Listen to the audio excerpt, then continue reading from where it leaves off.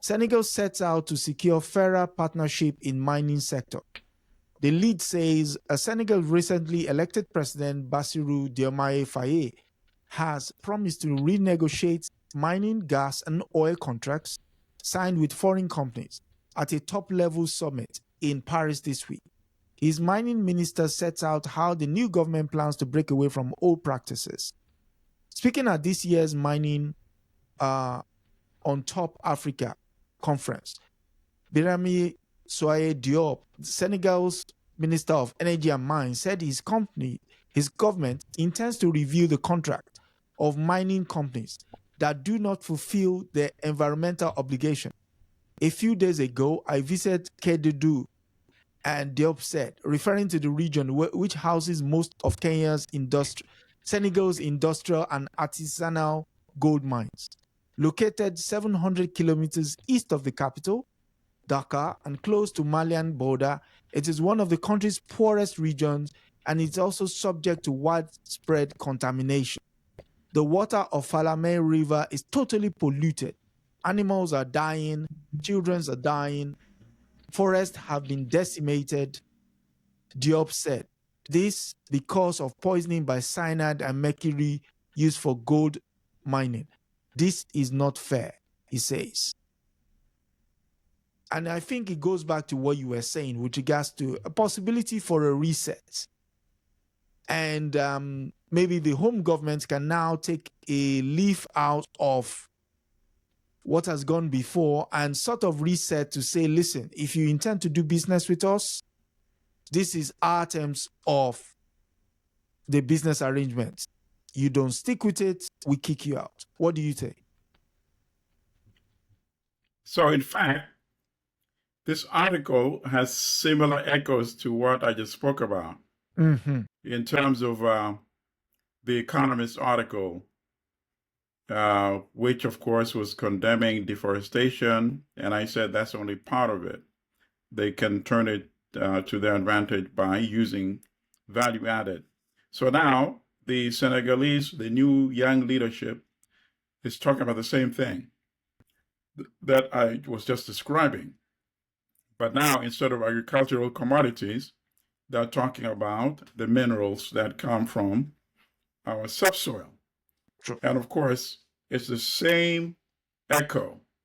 You know, why are we, first of all, he revealed something, and I'm glad they're being very honest about it, because many African officials would not be willing to admit that we actually don't even know how much the value of our resources are, right? Because they don't share data with us, right? And of course, we know why they don't share data, because they want to continue cheating and exploiting. And that is the reason why they don't share data. But that was a remarkable revelation when a whole minister in the government says that the foreign multinational actually know more about our own resources. Wow. I commend him for his honesty. And I must say, that probably applies to every African country, because I cannot imagine that when they come there for prospecting, that the information that they obtain, they're going to give you the accurate information. That would not make sense. True. There's a built-in incentive to cheat, to say that we have discovered less, because you have to pay for the concessions, right? Correct. So if it's a huge concession, you have to pay a lot more.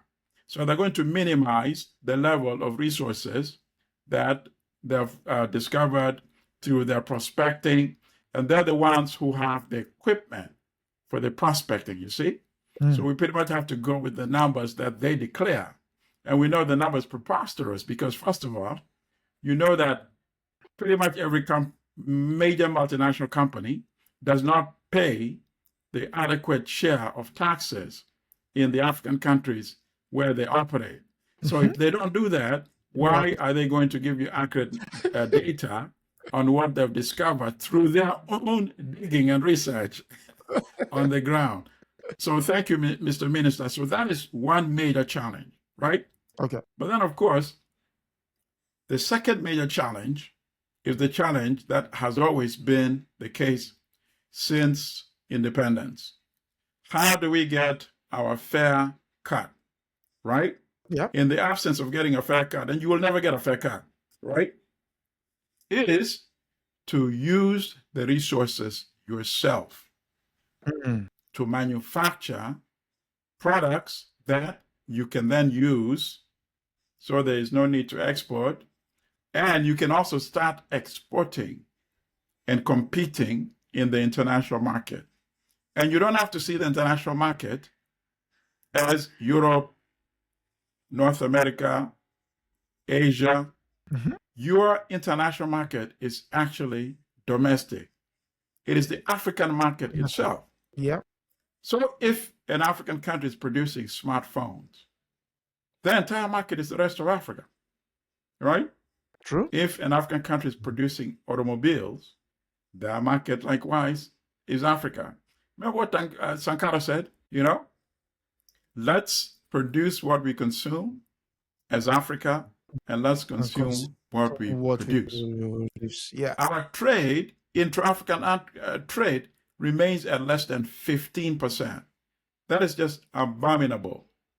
Europeans among themselves, their trade level is more than 80%.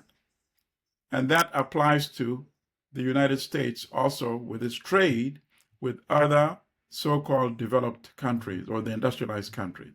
That's also 80%.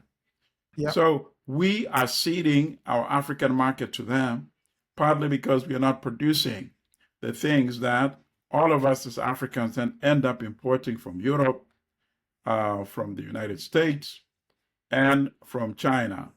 So I like what the minister said in terms of trying to create some competition, saying we are not looking for investors only from Europe.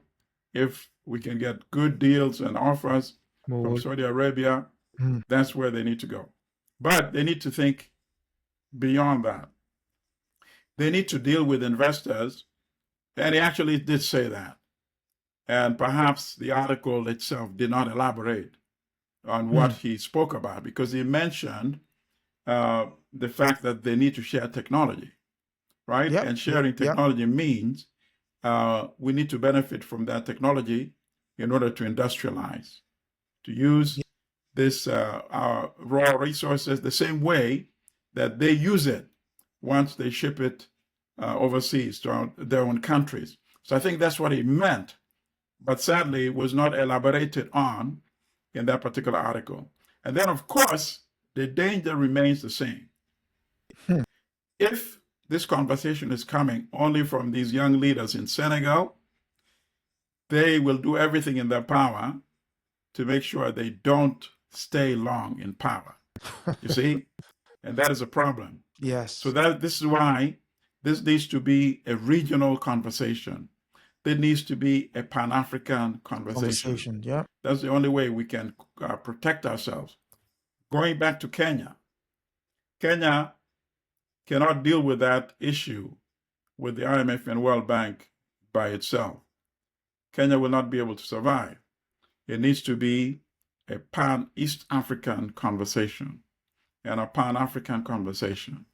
You can't be having these kind of concessions in Kenya, and then they'll say, okay, well, Ruto, if you're not going to deliver, we'll support somebody else who's willing to sign on the dotted line, and you'll be gone.